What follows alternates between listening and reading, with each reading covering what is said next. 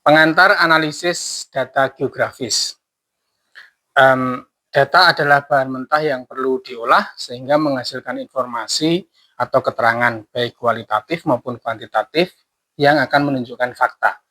Data berasal dari serapan bahasa Latin data, adalah catatan atas kumpulan fakta. Nah, dalam penggunaan sehari-hari, data berarti suatu pernyataan yang diterima secara apa adanya.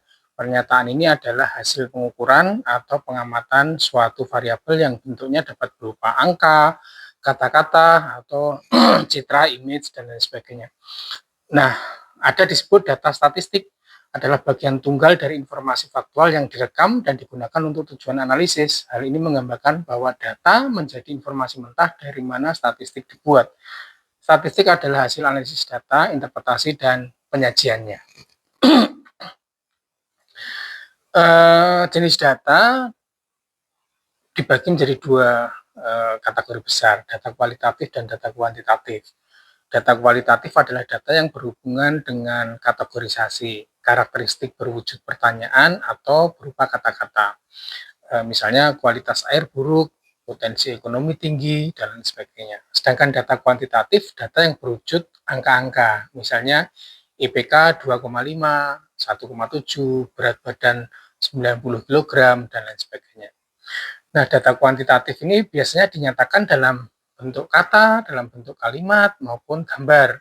Sedangkan data kuantitatif itu biasanya bentuknya angka. Data kualitatif yang diangkakan juga memungkinkan, biasanya dilakukan scoring.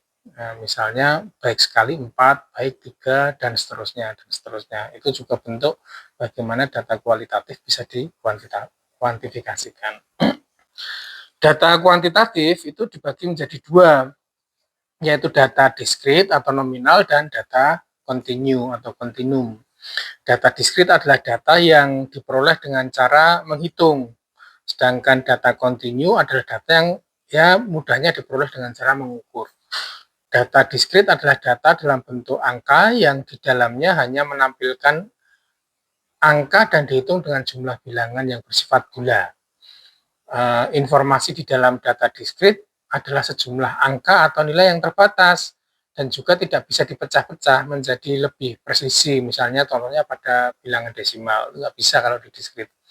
Contohnya misalnya angka yang terdapat di dalam dadu, itu hanya menampilkan angka 1 sampai 6. Untuk menyatakan jumlah pasien yang terdapat di rumah sakit, itu bisa jumlah yang akan dihasilkan bisa dipastikan bilangan bulat.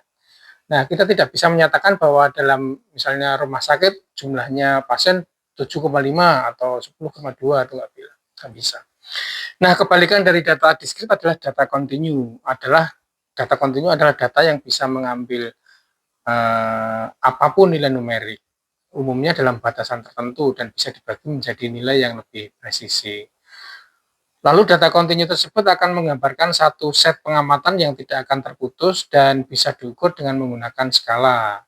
Contoh sederhananya misalnya umur atau usia manusia, tinggi dan berat badan manusia misalnya, atau waktu yang diperlukan untuk menyelesaikan pekerjaan, nominal uang, suhu udara, dan lain sebagainya.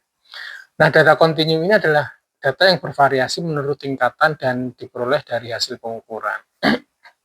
Biasanya data kontinu ini dibagi menjadi data ordinal, data interval, dan data rasio. Kalau ordinal itu dibentuk dalam ranking dan peringkat, misalnya juara 1, 2, 3, dan lain sebagainya. Kalau data interval itu data yang jaraknya sama tetapi tidak mempunyai nilai 0 atau tidak mempunyai nilai 0 absolut atau mutlak. Contohnya misalnya skala termometer, walaupun nilainya 0, tetap dia ada nilainya. Nah, yang ketiga data rasio. Data rasio adalah data yang jaraknya sama dan mempunyai nilai 0 mutlak. Misalnya kita berbicara tentang berat, panjang, volume. Itu 0 kg berarti tidak ada bobotnya. Panjang 0 meter berarti tidak ada panjangnya. Nah, ini biasanya disebut dengan data rasio. Data ini tetap bisa diubah dalam bentuk interval maupun ordinal. Data ini juga dapat dijumlahkan atau dibuat perkalian secara aljabar. Misalnya 2 meter tambah 3 meter sama dengan 5 meter, itu data rasio. Kalau dalam data interval penjumlahannya tidak seperti dalam data rasio, misalnya 1 gelas dengan suhu 20 derajat ditambah 1 gelas air dengan suhu 15 derajat, Itu tidak berarti kemudian total suhunya 35 derajat, enggak, tapi misalnya kira-kira 17,5. Nah, itu bedanya.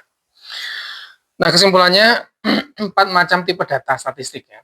Ada data nominal, data ordinal, data interval, dan data rasio. Kalau data nominal itu hanya dapat diklasifikasi. Kalau data ordinal dapat diurutkan. Kalau data interval, perbedaan nilai memiliki arti ya. Perbedaan nilai memiliki. Kalau rasio itu nilai 0 dan rasio antara nilai memiliki arti. Data nominal misalnya usia, merek produk, status kepegawaian. Kalau data ordinal misalnya ranking siswa, klasemen sepak bola. Kalau interval misalnya temperatur, ukuran pakaian, ukuran sepatu. Nah, kalau rasio misalnya jarak satu tempat ke tempat lain, konsumsi bahan bakar, jumlah konsumsi bahan bakar, dan lain sebagainya. Ini adalah contoh dari 4 macam tipe data statistik.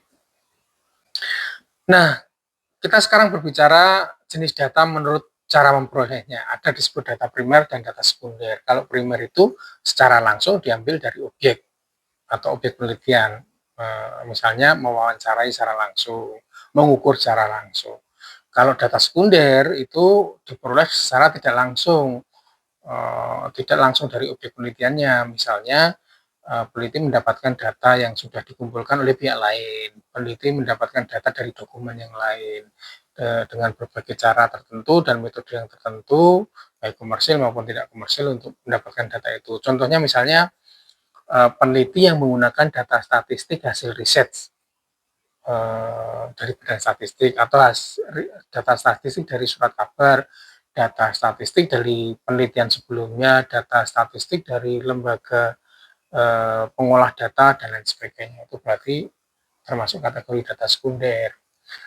Nah, kalau data menurut sumber datanya ada interval dan ada internal dan ada eksternal. Kalau internal itu data yang menggambarkan situasi atau kondisi misalnya di suatu lingkup organisasi, itu data internal. Suatu negara itu data internal. Misalnya data keuangan, data pegawai, data produksi dan lain sebagainya. Kalau yang eksternal itu menggambarkan situasi serta kondisi di luar organisasi, di luar perusahaan. Misalnya jumlah penggunaan suatu produk pada konsumen, tingkat preferensi pelanggan, persebaran penduduk di luar dari lingkup organisasi itu. Itu kalau dari sumber data. Kalau dari jenis datanya ada kuantitatif dan kualitatif, tadi sudah dibahas.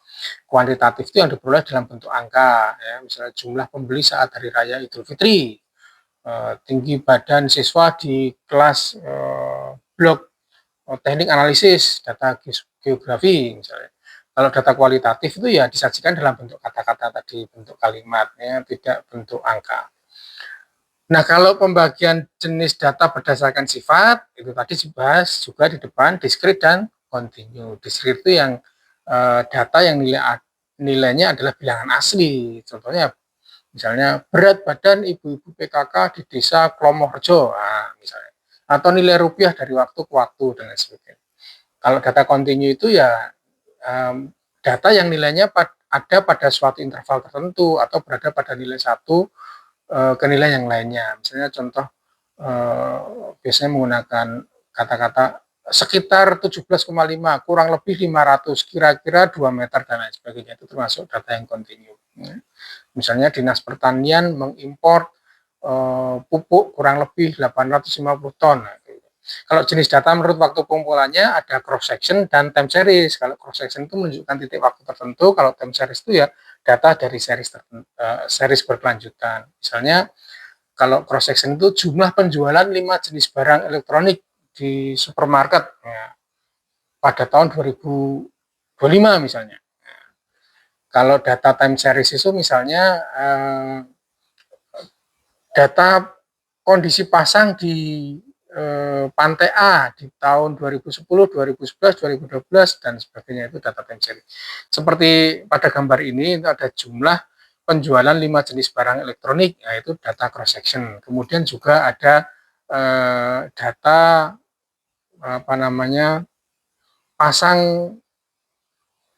pasang surut air laut di Bangka Belitung, Bangka Barat, Bangka Tengah seperti pada gambar ini pada tahun 2010 sampai 2017. Nah, itu disebut dengan data time series. Ya, silakan tulis di komentar salah satu contoh data, boleh data primer, sekunder, interval, eksternal, internal, cross section atau time series. Silahkan disajikan di dalam komentar.